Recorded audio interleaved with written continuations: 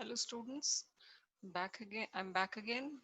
I'm Dr. Anju Pramod Dubey, and today we are going to take up the topic principles of management. And this is basically for CBSE grade 12 students, and this is your chapter number 2 of business studies. So in today's class, the learning objectives that we are going to have is like we will understand the evolution of management principles, meaning, nature, and significance of principles of management. Then two different management specialists, management gurus, their principles, that is Taylor's principles and techniques of scientific management and Henry Fayol's principles of management. So these are the four major learning objectives that we are going to have, and we will do a little bit comparison at the end of the entire learning objective. Okay, so these let's move on to the first learning objective, that is your evolution of management principles. So if we talk about evolution of management principles, there are basically six distinctive there are different school of thoughts with six distinctive phases. Okay, yeah, and so each of these phases is mentioned over here. We have the early perspectives, which was there between 3000 to 4000 BC, and then we had classic management theory phase, and then neoclassical theory phase, where human relations approach was followed. Then we had behavioral science approach, that is also called as organizational humanism, and then finally we had management science or operational research phase. And what we have at present right now, or what we'll have in future, that is called as modern management phase. So these are the way, right now we are in sixth stage, but how it evolved, so that is all we are going to understand each phase one by one. So the first phase that we have over here is early perspectives. So when I say early perspectives, it refers to the time period of between 3000 to 4000 BC. So when I say 3000 to 4000 BC, it's quite an old period where we can discuss about the pyramids of Egyptian ruler, where he got the work done by almost 1 lakh men for over 20 years in 2900 BC, and it covered that particular pyramid was built in 13 acres of land, and it measured 481 meters in height. So the stone slabs had to be moved thousands of kilometers of distance. Then even the like sound of the uh, hammering of stones, that all has to be avoided, so that people or the local people who stayed in nearby villages, they should not be affected by it. So that monumental work of pyramids of Egypt, that was really monumental work, and that monumental work is not possible without adherence to principles of sound management. So definitely they would have adopted certain kind of management practices which were helpful in getting the world famous pyramids, uh, and they are in existence right now also, so we can see that. So that is where the early perspective was existing. And then we move on to the second phase, that is classical management theory. This classical management theory was more of a rational economic view, or it was about scientific management, administrative principles, and bureaucratic organization character. These were the characteristics of management in this particular phase. So this evolved somewhere after our industrial revolution, and then when a lot of industries were set up, and in factories were there, they were doing physical manufacturing of goods. That time, these classical management theory, this phase of classical management theory, it evolved. And in this particular phase, we have special like management, we from this particular phase we have management specialists like FW Taylor, who emphasized that who emphasized on the best way of production. And then we have Henry Fayol, who talked about mainly administrative theories or general management theories, and he just tried to look at the best ways to combine jobs and people into an efficient organization. So this was the period when we had even Max Weber, who came up with some ways to eliminate managerial inconsistencies due to abuse of power, which contributed to ineffectiveness. So this was basically an era of industrial revolution in factory system of production.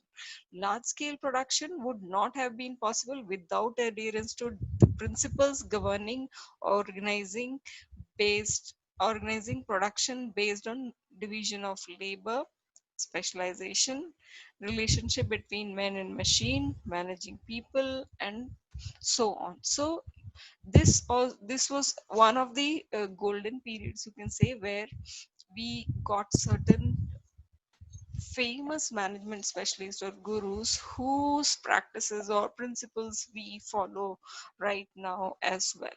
Okay, in the modern management stage also, modern management phase also, we are adopting the principles that were formed in that were established in classical management theory phase. Okay, and then we move on to the third phase, that is called as neoclassical theory, which is also called as the human relations approach. This happened somewhere between 1920s to 1950s, and during this phase, um, the like it was this school of thought developed somewhere between 1920s to 50s, and it felt that the employees simply do not respond rationally to rules. Okay, they are not very rational most of the times. At times, chains of authority and economic incentives alone, but they are also guided by their social needs, drives, and attitudes. So school what this particular theory focused is human relations approach. If we maintain better human relations by understanding the social needs, drives, and attitudes of people who are working with us or under us, then definitely we can come up with higher productivity, better production.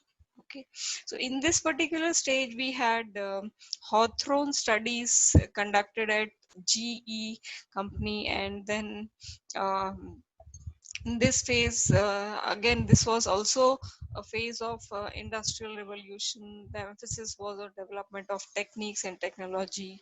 However, the attention to the human factor was the salient aspect of this school of thought. In the previous phases, human relations approach was not considered to this much extent. Okay, then the next stage that came is behavioral science approach, that is also called as organizational humanism. In this particular phase, organizational behaviorists like we have Chris Argyris and uh, McGregor, then we have Abraham Maslow and Frederick Herzberg.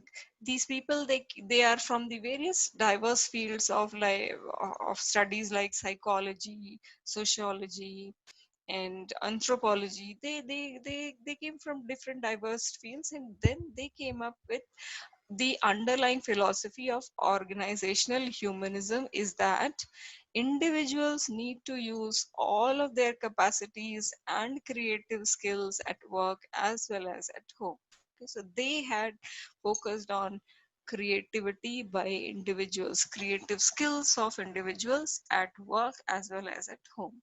Okay, then came the phase of management science or operational research.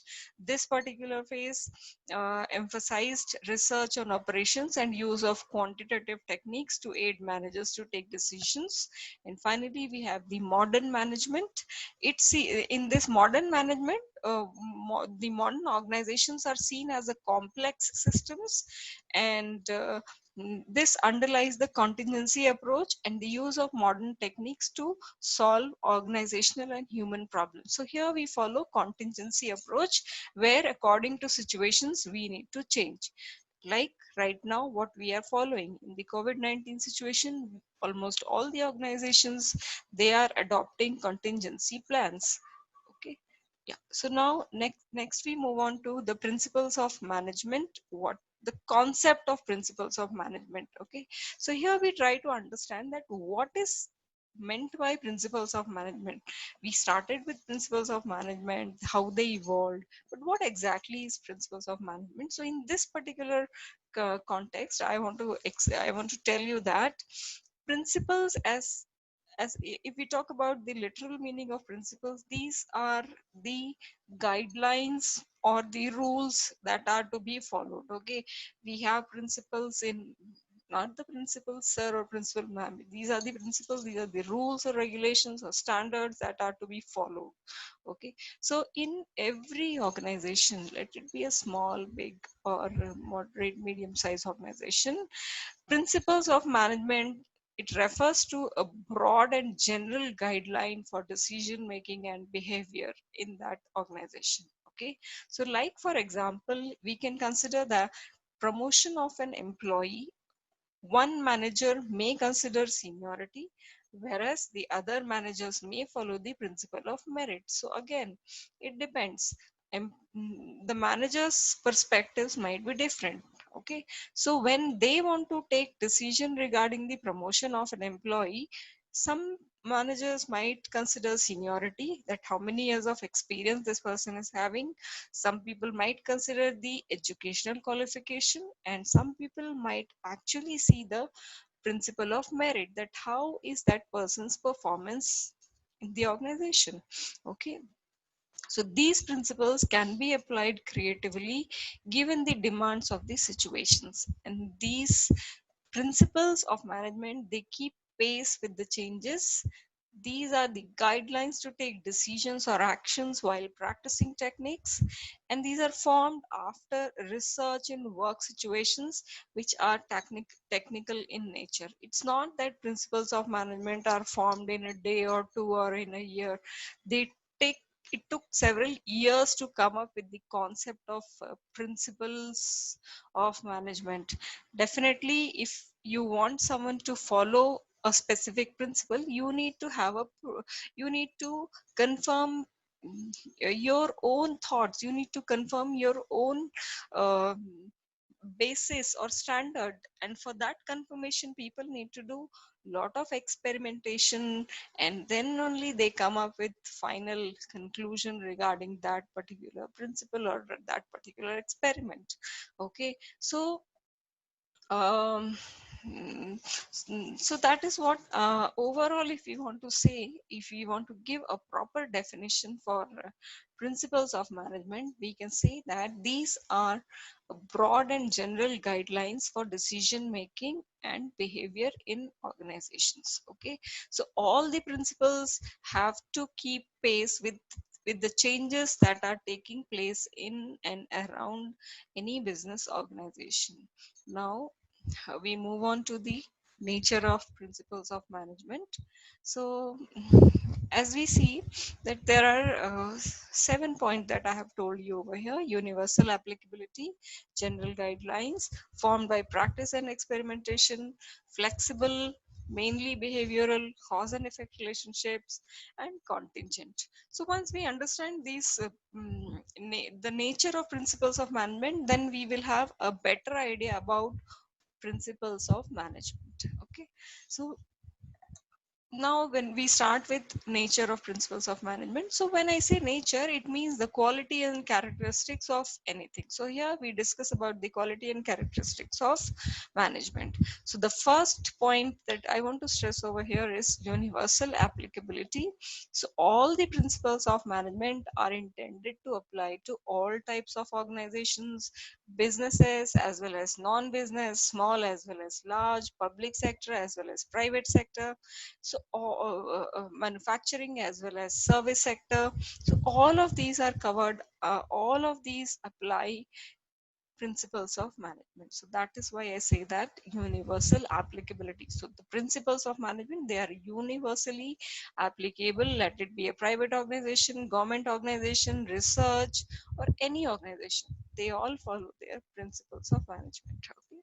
The second aspect that we need to cover up over here is general guidelines. As I told you, that these principles are the guidelines to action, but they do not provide ready-made solutions to all the management problems. These are just the guidelines. Okay, they don't provide any solutions. You can use them as guidelines. So it this is so because real business situations are very complex and dynamic, and as a result, and we can notice that there are several factors that keep on affecting the organization, the environment, the external environment factors. They also affect the functioning of organization. So we need to keep in mind that these are just the guidelines. They are not providing solution. They are just the guidelines. For example, in dealing with a situation of conflict between two departments, a manager may emphasize on primacy of the overall goal of the organization. So it again depends upon the manager or the specific person who is the decision maker, that how he is going to use the principle of management as a guideline, in which way he is going to adopt it. Okay, then these are formed by practice and experimentation. So it is not that someone just comes up and gives you a principle. No, not at all the principles of management, they are formed by experience and collective wisdom of managers as well as experimentation. Okay, so like for example, we can consider that it is a matter of common experience that discipline is indispensable for accomplishing any purpose. So we all know that discipline is compulsory. You cannot um, um, you cannot achieve your objectives without following proper discipline.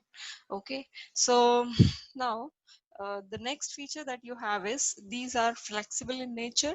The principles of management, they are not very rigid prescriptions which have to be followed absolutely. They are flexible and can be modified by a manager when the situation changes, when the situation demands. So they can be changed according to the organization's present scenario. Okay, they give the manager the enough discretion to do so. So like for example, the degree of concentration of authority or its dispersal will depend upon the situations and circumstances of each enterprise. So how much authority is to be given to which employee, that again depends upon the organization structure, organization situation, and what the manager wants, and what is the target or what is the goal for all the employees in the organization. Okay, the next point that we need to cover up is these are mainly behavioral. So as I told you, in organizations we work with people, through people, and so in that case, um, every time the management principles, they aim at influencing behavior of human beings. So most of the times, all the principles of management, they are primarily um, behavioral in nature, and they help in motivating employees, and at times these principles, they enable a better understanding of relationship between human and material resources in accomplishing objectives of the organization. Okay, so like for example, while planning the layout of a factory, orderliness would require that workflows are matched by flow of material and movement of men. Okay, so these are related to human behavior, how people need to behave in organization. And then with these principles of management, always they have a cause and effect relationship. So it means that the principles of management are intended to establish relationship between cause and effect, so that they can be used in similar situations in a large number of cases. Okay, so they give that why a particular or a particular reaction causes what, is caused by what, and what will be the effect of that particular reaction. So basically, in this accurate cause and effect relationships may be difficult to establish. However, principles of management assist the managers in establishing these relationships to some extent, and are therefore useful. Okay, always keep in mind that if a particular principle was applied in a particular situation, um, then what was the effect of it, that can be, that similar thing can be applied later on also. Okay, then these principles are contingent in nature. It means that um, these principles, they are dependent upon the prevailing situation or the changing situation at a particular point of time. So whatever is there at a particular point of time, whatever is the situation or the environment at a particular point of time, based on that you need to change, these principles need to be changed. Okay, they need to, they are contingent in nature, they are most of the times they have to be changed as per the requirements. So like for example, employees deserve fair and just remuneration, but what is just and what is fair is determined by multiple factors, like the contribution of the employee, paying capacity of the employer, and also the prevailing wage rate for the occupation under consideration. So based on those factors, it will be decided. So again, here also we must understand that the principles of management, they are contingent in nature. Okay, now we move on to the significance of principles of management, why these principles of management are important for any organization. Okay, so let's move on to the first point, that is, it provides managers with useful insights into reality. So it means that with the help of principles of management, um, if the managers adhere to those principles, they will be able to, they will add to their knowledge, ability, and understanding of managerial situations and circumstances, and this will enable managers to learn from past mistakes and conserve time by solving recurring problems quickly. Okay, so as such, the management principles, they increase managerial efficiency. Hence these managers, they get proper insights into reality, and that they can take better decisions. Okay, next point that we have over here is optimum utilization of resources and effective administration.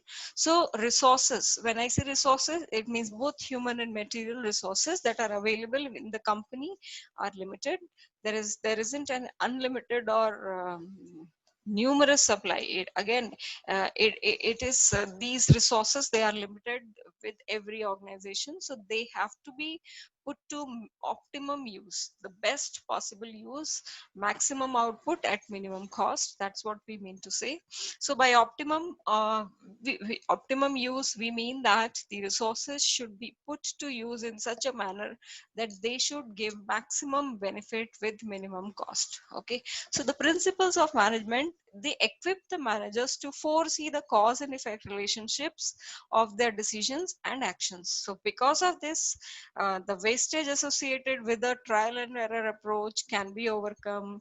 Effective administration, it also helps in improving the managerial conduct, and thus people can be handled in a better way, and they can be highly motivated with proper direction and leadership. Okay, and then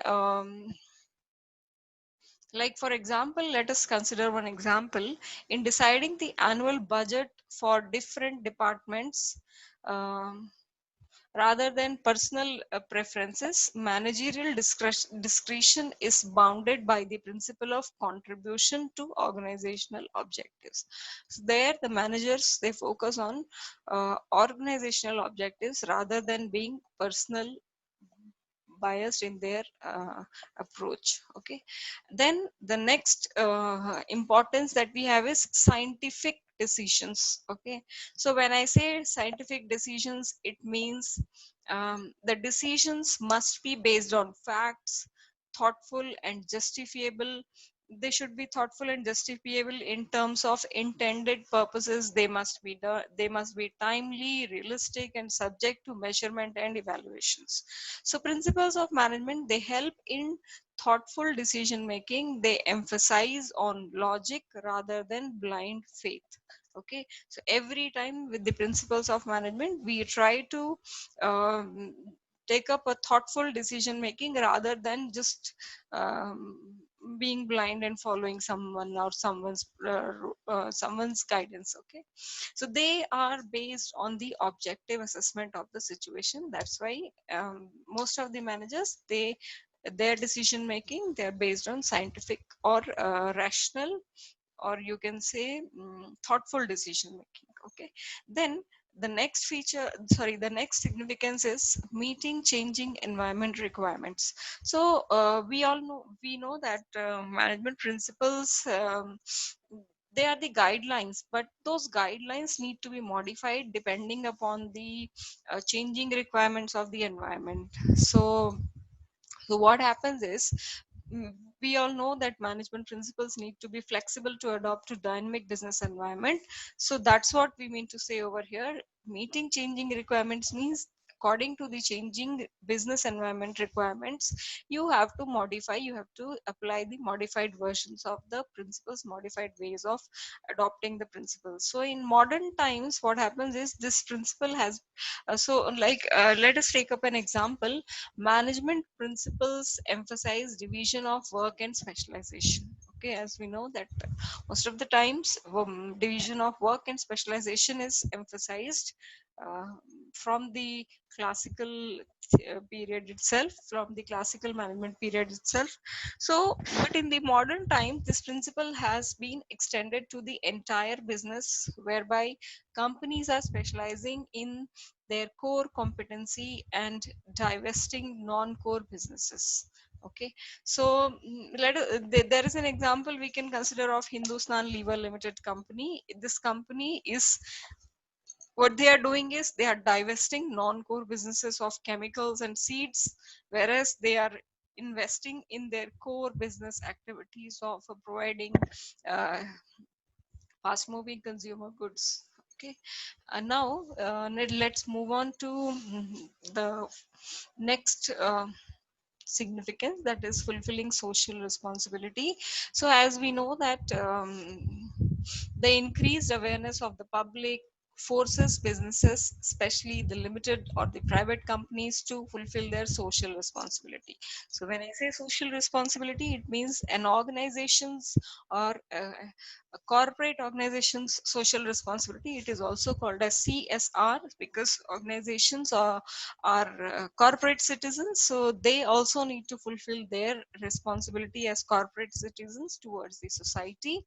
So um, it means that what they need to do is, they must give value to the customer, care for the environment, they must deal with business associations, and that would be under the preview of the social responsibility. They should not be hurting the interest of common people. And in this particular case, we can take up the example of company named as Bharat Heavy Electricals Limited, that is BHEL. So this particular company has provided an entire township at several locations, especially in Ranipur of Haridwar in Uttaranchal. Okay, that is one of the examples. Similarly, another example is like we have a MSME called as Shri Mahila Graha Udyog Lijjat Papad. This is also a company which is fulfilling, or which is fulfilling its social responsibility in a great way by providing job opportunities to thousands of people. Okay, now we move on to the last significance, that is management training, education and research. So principles of management, they are at the core of management theory. As such, these are used as a basis for management training. These are used as for training purposes, education and research in organizations of employees. So in this particular objective, so what happens is, these principles, they provide basic groundwork for the development of management as a discipline. So professional courses such as MBA, BBA, these courses, they also teach the students about the principles of management, which they need to follow when they get into their professional careers. Okay, so these principles, they enable the refinement of management practices as well by facilitating the development of new management techniques, and hence overall we can say that understanding the meaning, nature, and significance of principles of management will help us to appreciate their applicability in real life situation. Okay, now we move on to uh, principles of management given by F.W. Taylor, or Frederick Winslow Taylor. He is considered to be one of the best management professional, uh, and his principles are followed till now also in the present modern management phase as well. Okay, so I would just like to give you a brief about his life. So his full he provided scientific management principles, and he is his full name is Frederick Winslow Taylor. People call him as F.W. Taylor as well. So he was born on March 20th, 1856, and he lived till March 21st, 1915. So he was basically an American mechanical engineer, and he tried to improve industrial efficiency or the productivity of employees in industries or factories. Okay, so he was one of the intellectual leaders of the efficiency movement, and he was highly influential in reshaping the factory system of production. He focused on improvement of factory system of production, and his key writings, they include the Principles of Scientific Management series of articles published in the American magazine, and he coined the term scientific management, and that's why he is also called as the father of scientific management. So he came up with the following four principles of scientific management. These are called as Taylor's principles of management, or Taylor's principle of scientific management. So the first principle is science, not rule of thumb. The second principle is harmony, not discord. Third principle is cooperation, not individualism. And the last one is development of each and every person to his or her greatest efficiency and prosperity. Okay, so these are the four principles that were given by F.W. Taylor, and each of these principles I'm going to explain briefly.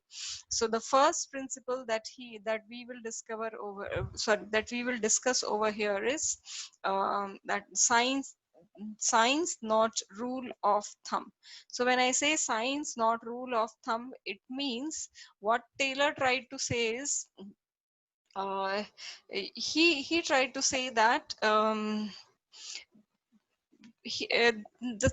rule of thumb should not be followed. Instead of that, people in organizations, they should follow scientific approach. Okay, so as different managers follow their indigenous rules of thumbs, at times um, they will have the productivity gets affected because of that. So Taylor, he believed that there was only one best method to maximize efficiency, and this one best method can be developed through study and analysis.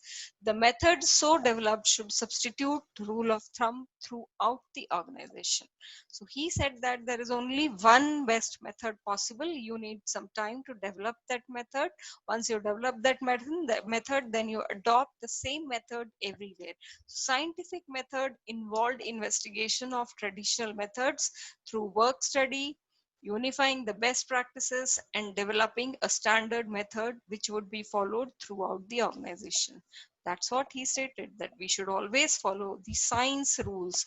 We should always follow the scientific approach. We should do a proper study. We should do a proper investigation, and we should do work study, time study, emotion study. All those careful observations should be done. And according to him, even a small production activity like loading of pigs of iron into box cars can be scientifically planned and managed. This can result in tremendous saving of human energy as well as wastage. wastage of time and materials. Okay, so accordingly, what he stated is that we should be adopting scientific approach rather than the rule of thumb. And in the present era, in the present modern management phase, we can notice that the use of internet has brought about dramatic improvements in internal efficiencies and customer satisfaction. So internet is one of the scientific um, approach that has been adopted and has been leading to improved efficiencies and higher customer satisfactions in almost all the organizations. Then the second principle that he stated is harmony, not discord.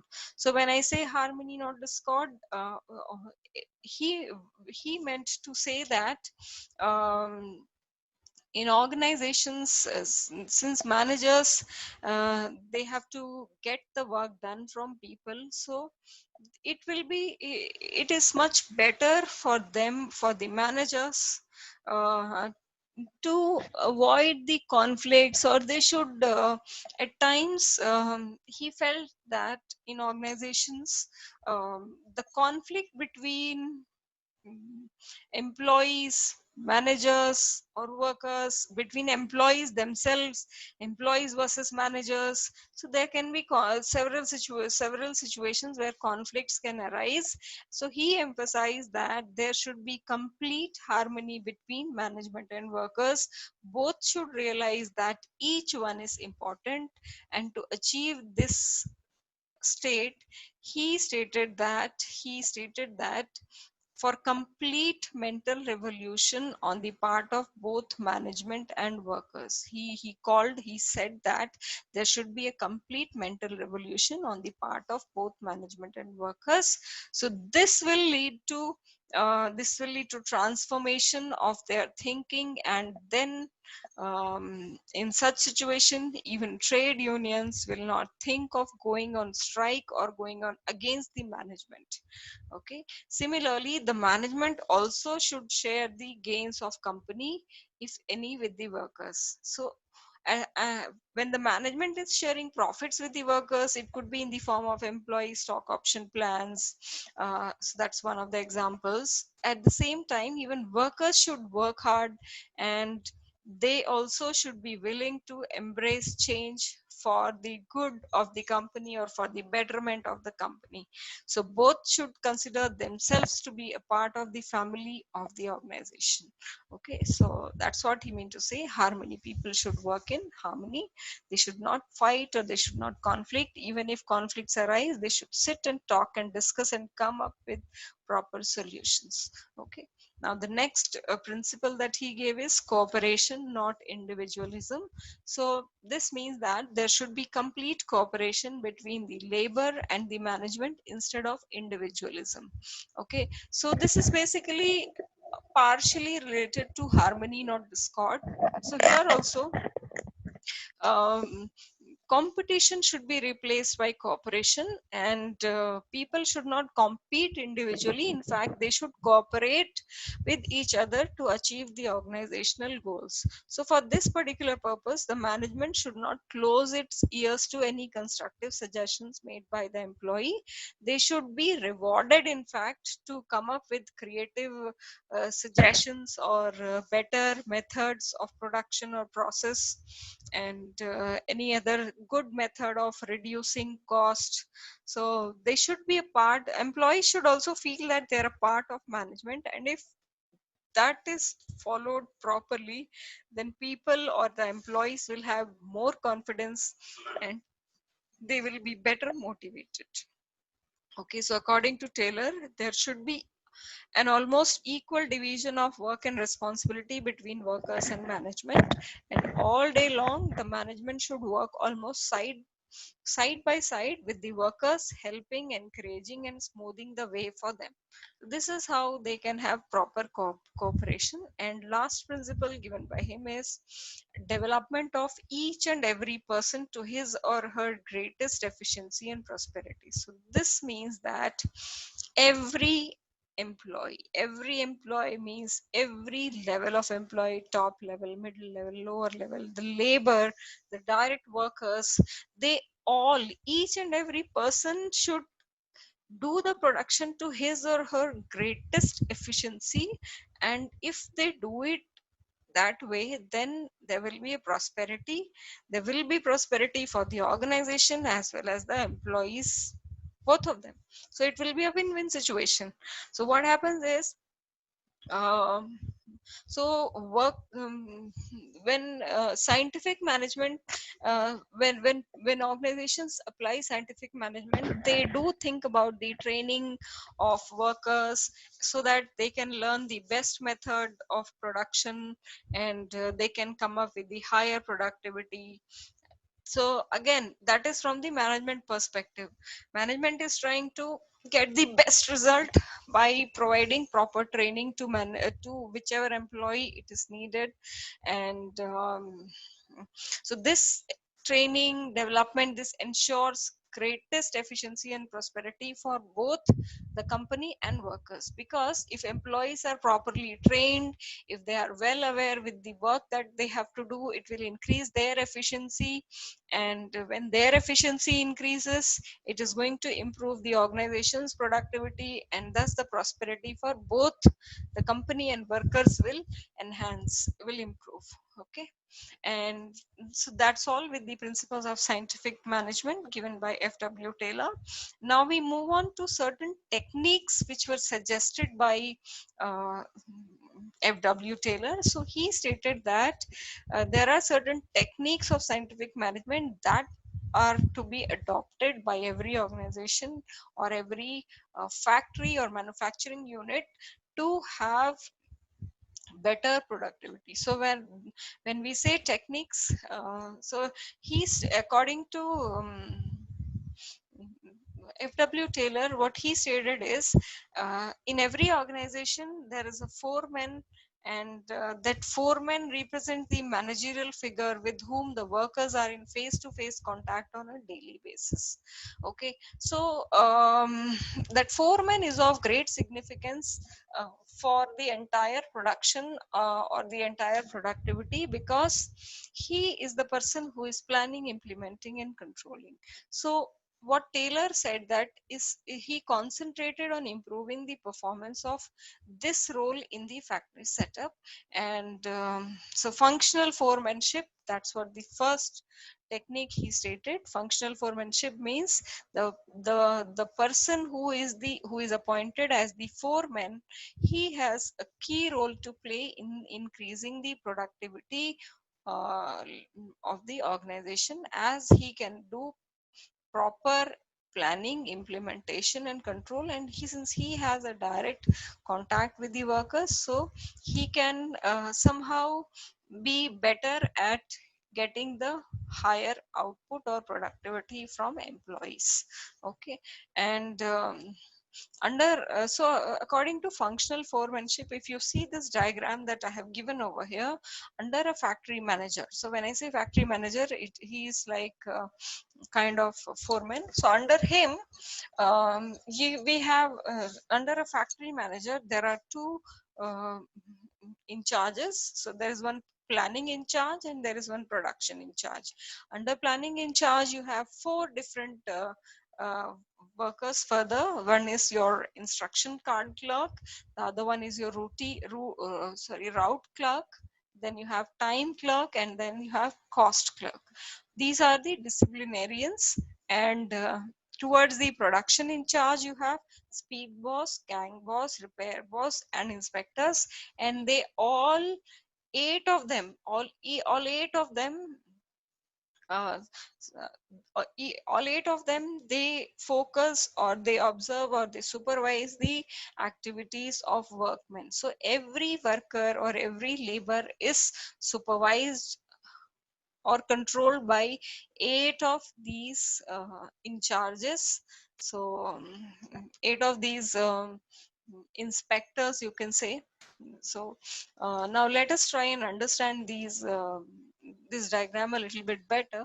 So under production in charge, the personnel who would work will be speed boss, gang boss, repair boss, and inspect.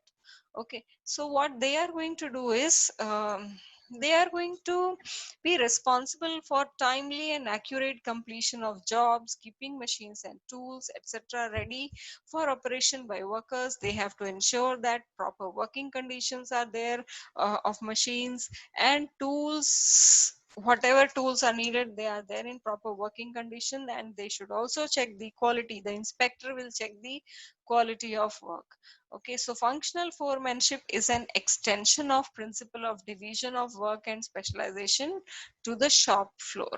Okay, each worker will have to take orders from these 8 foremen in the related process or function of production, and foremen should have intelligence, education, tact, grit, judgment, special knowledge, manual dexterity, and energy, honesty, and good health. So these are the qualities that are needed in a person to be a foreman, successful foreman.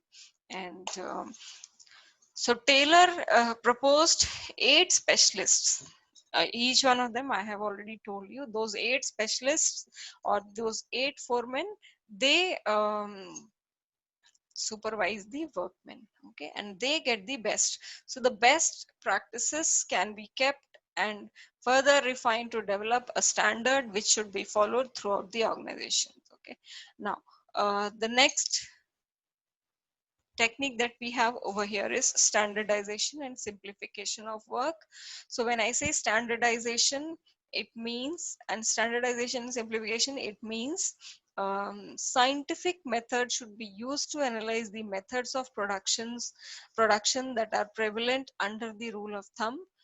Then what we do is the best practice can be kept and further refined to develop a standard which should be followed throughout the organization. Now this can be done through work study techniques which include time study, motion study, fatigue study, and method study. Okay, and each one of these I'm going to explain: time study, motion study, method study, fatigue study. All of these I'm going to explain one by one. Before that, we should try and understand what is standardization. It refers to the process of setting standards for every business activity. It can be standardization of process, it can be standardization of raw materials, time, product, machinery, methods, or working conditions. Okay, these standards, they act as the benchmarks which must be adhered to during production. Now there are certain objectives of standardization, like these standardization, they aim at reducing the given line or product to fixed types, sizes, and characteristics. They also help in establishing interchangeability of manufactured parts and products, to establish standards of excellency and quality in materials. That is also one of the objective. And then finally, to establish standards of performance of men and machines. So this standardization, as I told you, uh, it's the process of setting standards for every business activity. Okay, when I say simplification, it means it aims at eliminating superfluous varieties, sizes, and dimensions. While so simplification means you're just making something simple, some process you're making simple. So simplification aims at eliminating unnecessary diversity of products. It results in savings of costs of labor, machines, and tools. Okay, so it implies reduced inventories, fuller utilization of equipment, and increasing turnover. Okay, now we should consider something about method study. So when I say method study, it means you're going to study a particular method of production. The objective of method study is to find out one best way of doing a job. Okay, so there could be various methods of doing a particular job. So when we do scientific, when we try to adopt scientific management, then we try to find out the best way of doing a particular job. To determine the best way, there are several parameters, right from the procurement of raw material till the final product is delivered to the customers. Every activity is a part of method study. So what Taylor stressed is, he stated that he devised the concept of assembly line by using method study. Okay, and like for example, he considered, like we can consider an example of Ford Motors. Ford Motors is mainly into manufacturing and assembling of cars and automobiles. So Ford Motors, what they can do is, for designing a car, the assembly line production uh, would entail deciding the sequence of operations, place for men, machine, raw materials, etc. This is all a part of your method study. Then we come to motion study. So motion study, it refers to the study of movements like lifting of objects by workers, putting objects, sitting, changing positions, um, uh, which are undertaken while doing a typical job by a worker, by every worker. So unnecessary movements, if a worker is unnecessarily moving, uh, and they should be, those unnecessary movements should be eliminated, so that it takes less time to complete the job effectively and efficiently. So um,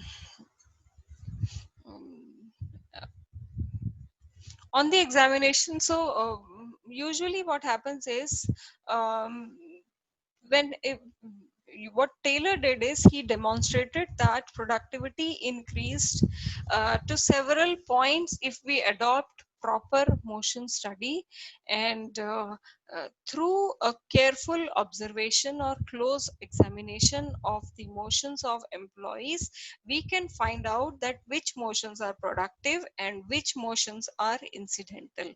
Okay, and then whichever motions are unproductive, we can try to reduce or minimize those unproductive motions of employees. Okay, and there at times, like further what he did is, he tried to do the time study. In motion, we study about the movement. In method study, we try to find out the best method. In motion, we try to minimize or reduce the unnecessary movements or motions of employees. And then we come to time study. Here what we try to do is, we try to determine the standard time which is taken to perform a well defined job. Okay, so time measuring devices are used for each element of task, and the standard time is fixed for the whole of the task by taking several readings. There will be a close observation by supervisors, and they will keep on recording the time, how much it takes, and then they will come up with a standard time. The method of time study will depend upon the volume and frequency of the task, the cycle time of operation, and time measurement cost. Okay, mainly the objective of time study is to determine the number of workers to be employed. This, see, if we know that let us take up an example, so where we try to say that if making one cardboard, it takes one worker 20 minutes. So in an hour, every employee or one worker will be able to make 3 boxes. Okay, so since 20 minutes for one box, it means in an hour there will be 3 boxes that can be done by one worker. So assuming that a worker puts in 8 hours of work, then in that case, um, in 8 hours of work in a shift and deducting 1 hour for rest and lunch, so it is considered that total number of hours that will be worked by one particular worker will be 7, because 1 hour he's taking lunch and breaks as well. So in that case, at the rate of 3 boxes per hour and working for 7 hours gives you the productivity of 21 boxes. That's what the calculation is. So this is just an example where we can say that every worker should be able to produce 21 boxes in a day. in a day or in a particular shift of work. Okay, so that is what time study, we try to find out the standard time needed to complete one particular job, and people should try to reach that standard or be above that standard. No one should fall below that standard. Fatigue study is the next point that we need to understand. So what happens is, when people work in organizations or factories, they do get tired, they do feel tired physically and mentally if they do not get proper rest while working. So the rest intervals are provided, the breaks are provided, and these breaks or intervals, they help an individual employee to regain stamina and work again with the same capacity.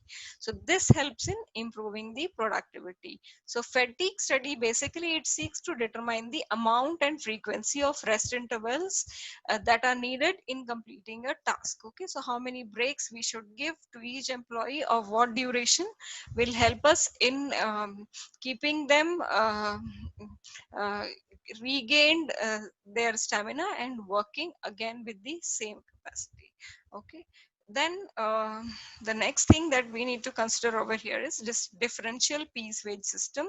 So in this particular differential piece wage system, Taylor, he was a strong advocate of piece wage system. He stated that um, there should be he wanted to differentiate between efficient and inefficient workers. So what he stated is that the standard time and other parameters should be determined on the basis of the work study um, of employees. So what happens is, the workers, according to him, can be classified into efficient and inefficient workers, and they should be paid according to that.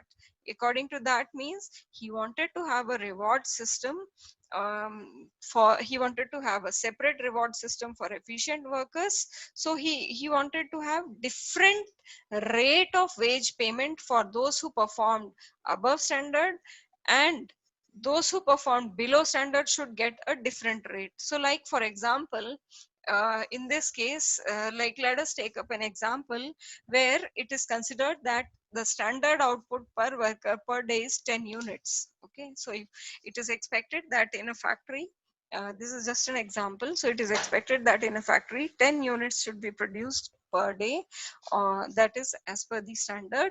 And if they produce 10 units, they should be paid, the employee should be paid at the rate of rupees 50 per unit.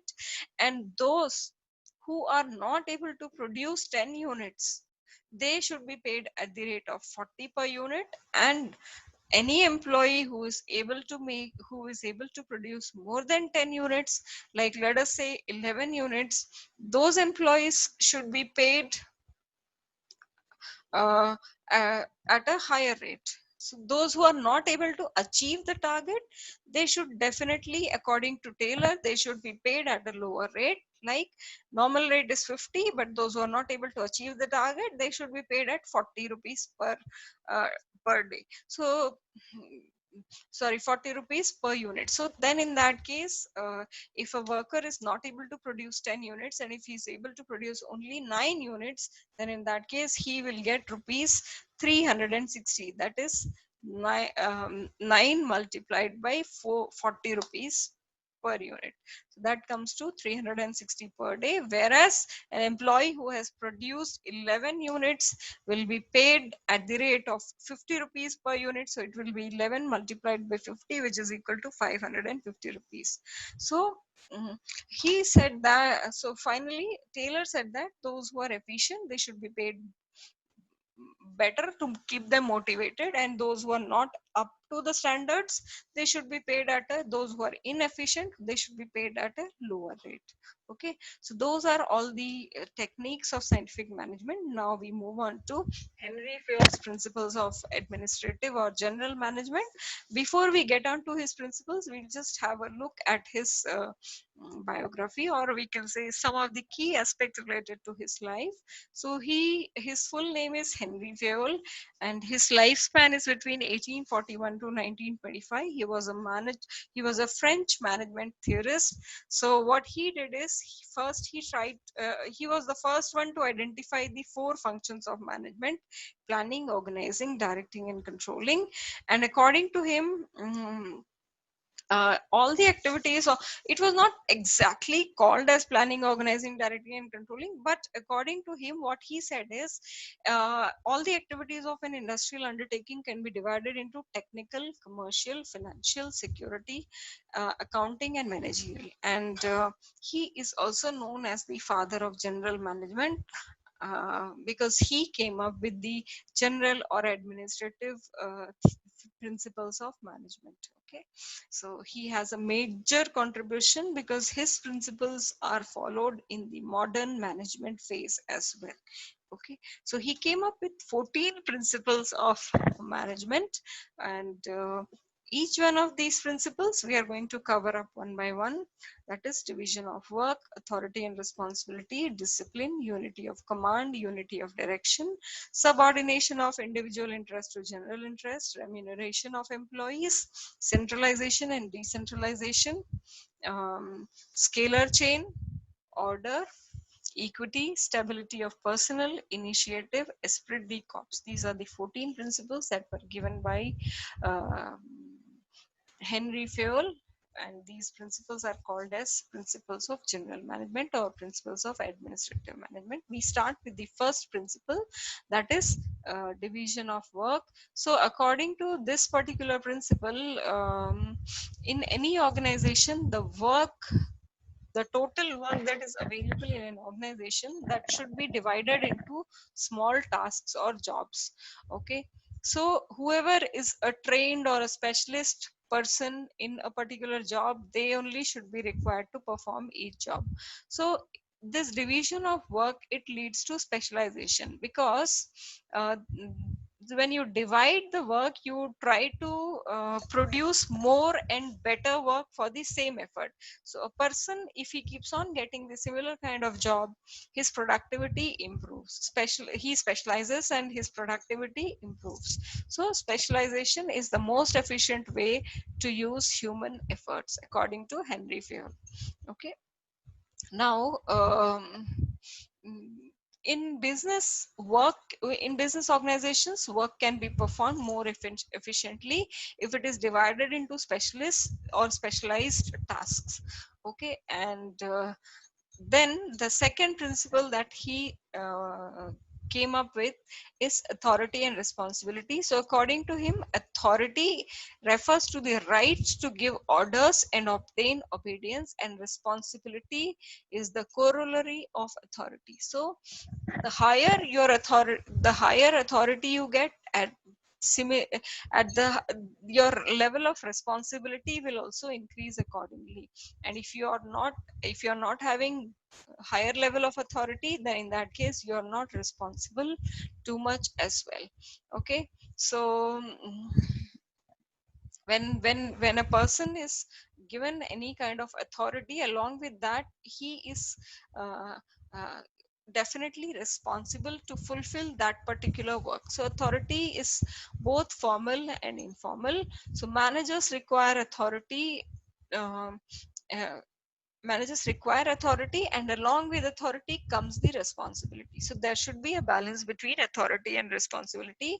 An organization should build safeguards against abuse of managerial power. People should not misutilize their authority. They should not abuse their power, and they should not harm any employee. They should not be biased. And for this particular purpose, he stated that manager should have necessary authority to carry out his responsibility. Okay, now we move on to the next principle, that is discipline. So discipline is the obedience or to organizational rules and employment agreement which are necessary for the working of organization. So people or employees in the organization, they should obey the rules of organization and the rules of employment agreement. They should not um, they should not break any kind of, they should not break any of those rules. And This helps in maintaining a higher output as well. Okay. The next principle that we have is unity of command. So according to Fayol, as per the Fayol's views, there should be one and only one boss for every individual employee. So if an employee gets orders from two superiors at the same time, the principle of unity of command is violated. Then that employee gets confused that which superior or which manager's orders he should be following. Okay, so the principle of unity of command states that each participant in a formal organization should receive orders from and be responsible to only one superior. There should not be two superiors or two supervisors. Then unity of direction. So all the units of an organization should be moving towards the same objective through coordinated and focused efforts. So each group of activities having the same objective must have one head and one plan. So this ensures a unity of action and coordination. Okay, the next principle that he gave is subordination of individual interest to general interest. Okay, so the interest of an organization should take priority over the interest of any one individual employee. This is what Henry Fayol stated. He said that every worker has some individual interest for working in an organization, and the company has got its own objectives. So what happens is, people or employees have their own objectives, organization has its own objectives. The company would want to get maximum output from its employees at a competitive cost.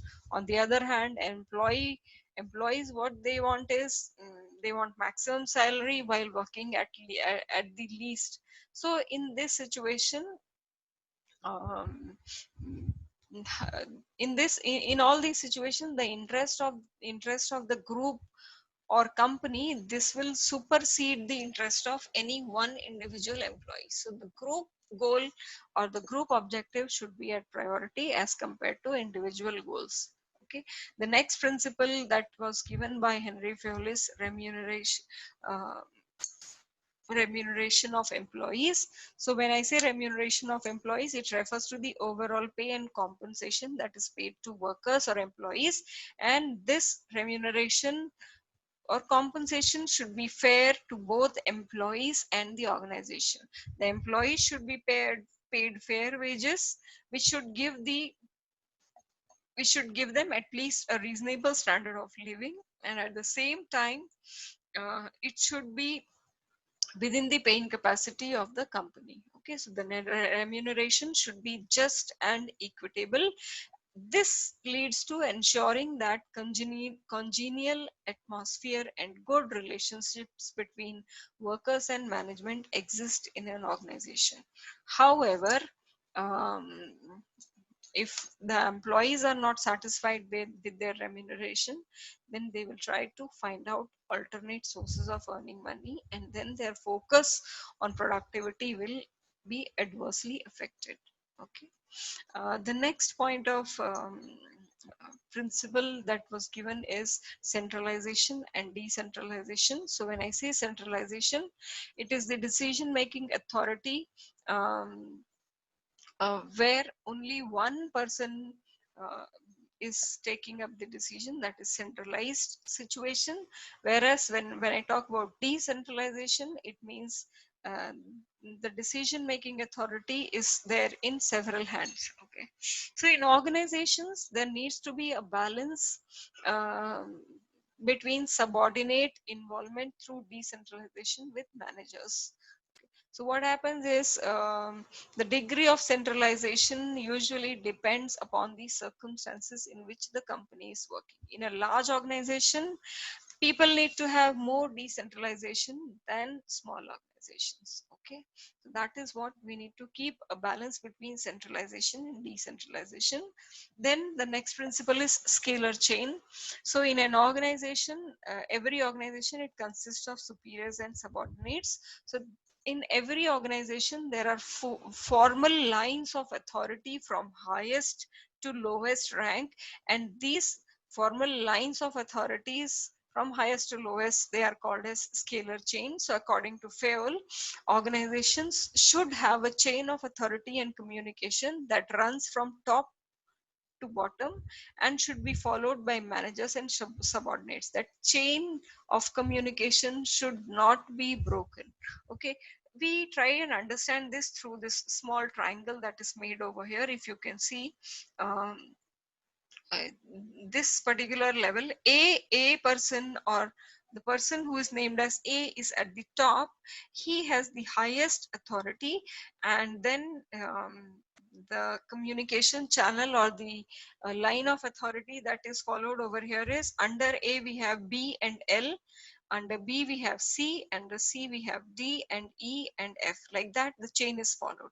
Okay, similarly on the other side, A has L under him, then L has M under him, and M has N under him, and then N has O under him, and O has P under him. So this is the chain. So, and if in case A wants to convey any message to D, then in that case A needs to pass on the message to B, B should pass on the message to C, and then C should pass on the message to D. The message should not go directly from A to D. This is what we try to follow. The proper chain should be followed. The chain should not be broken. However, there is one term called as gangplank. Okay, that gangplank approach is followed where there is a shortcut that can be adopted at similar level of authority managers. Okay, so when I say similar level of authority managers means for getting a shortcut to reduce the time that is involved in communication, to unnecessarily the communication should not be delayed. To overcome that issue, gangplank is to be followed. So in particular, in actual life, in real life, in organizations, worker cannot directly contact the CEO of the company. That is for sure. should they must contact their immediate superiors or immediate supervisors. If at all he or she has to, then all the formal levels, that is foreman, superintendent, manager, directors, etc., have to know about the matter. Okay, however, in case of an emergency, it is possible that a worker can contact CEO directly. That is only for exceptional cases, and that is called as gangplank. Okay, where similar level of managers, they can communicate directly with each other, and exceptional cases where people can contact, or they can break the chain and contact the higher authorities directly. Okay, the next principle that we have is order. So as per this principle, people and material should be in suitable places at appropriate time for maximum efficiency. So according to this principle, a place for everything, everyone, and a place for everything and everyone is should it should be decided properly. Okay, essentially it means orderliness. So if there is a fixed place for everything, and it is if it is present there, then there will be no hindrance in the activities of business or factory. Okay, this will lead to increased productivity and efficiency. So like in your class, you have an order in the sense like there will be a blackboard, then the students will be facing towards the blackboard. So there is a particular order where the blackboard should be placed, where the chairs should be placed, where the tables should be placed. Those are the uh, specific locations. Where will the teacher stand and teach? Where will be the projector? Where will be the screen of the projector? So all those things mean to say that deciding the place for things and people as well, to improve the productivity and efficiency. Okay, now the next principle is equity. So in every organization, good sense and experience are needed to ensure fairness to our employees, who should be treated as fairly as possible. So everyone should be treated equally. So this principle emphasizes kindliness and justice in the behavior of managers towards workers. This ensures their loyalty and devotion. Managers should not do any kind of biasness, biasness. They should be equal and just to all the employees. There should not be any kind of discrimination on the basis of gender, religion, language, caste, belief, or nationality, etc. Okay. Then the next principle that we have is stability of employees. So employee turnover should be minimized to maintain organizational efficiency. People should not be leaving the organizations quite often. They should be loyal to the organization and continue working as long as possible.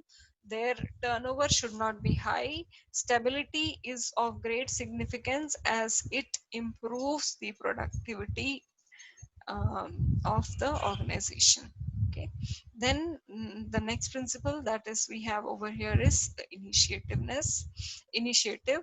So every employee, the workers, they should be encouraged to develop and carry out their plans for improvements as per Henry Fayol. So what he said is, when I say initiative, it means taking the first step with the self motivation. So it is thinking out and executing the plan. It is one of the traits of an intelligent person. Initiatives should be encouraged in organizations. Then the last principle that we have is esprit de corps. So esprit de corps means team spirit or the spirit of unity and harmony among the employees. So management should promote teamwork, especially in large organizations, because otherwise objectives would be difficult to achieve. Also, it results if team spirit is not there, then it results in loss of coordination. So a manager should try to replace I with we in all his conversations with with workers to foster team spirit. Okay, that's all with the principles of management by Henry Fayol. Now we will do a comparative study of the principles given by Henry Fayol and Taylor. So there are 7 point of differences between both both the approaches, both the set of principles. So the first point of difference that we have over here is perspective. So Henry Fayol, he tried to give his principles from the top level management's perfect perspective, whereas F.W. Taylor, he stated everything from the shop floor level of a factory. So he mainly stated from the supervisory level or the lower level of the factory. Then the second point of difference that is over here is unity of command. Henry Fayol stressed he was a proponent of unity of command. He stated that unity of command should be followed perfectly, whereas in case of F.W. Taylor, he stated that every worker should receive order from 8 specialists. When we did that diagram over there, if you remember, gang boss, then you have route clerk, all those 8 foremen are there for every worker. So that principle of unity of command is not there in case of F.W. Taylor. Then the third thing is application of these principles. So Henry Fayol's principle, they are universally applicable, whereas F.W. Taylor's principles, they are mainly applicable to factories on manufacturing units. The basis of formation is the next point of difference. So Henry Fayol, he formed his principles on the basis of his own personal experiences, whereas F.W. Taylor, he did observations and experiments and then he came up with his principles. The next point of difference is focus. So Henry Fayol, he focused on improving overall administration, whereas F.W. Taylor's focus was on improving the productivity, where we should get the maximum output at minimum cost. The next point of difference is personality. So Henry Fayol was basically a practitioner of management, whereas F.W. Taylor, he was a scientist by his approach and by his personality. And the last point of difference that we have is expression. So Henry Fayol's principles, they are called as general theory of management or principles of general management, whereas F.W. Taylor's principles, they are called as principles of scientific management. That's all. We are done with this whole chapter.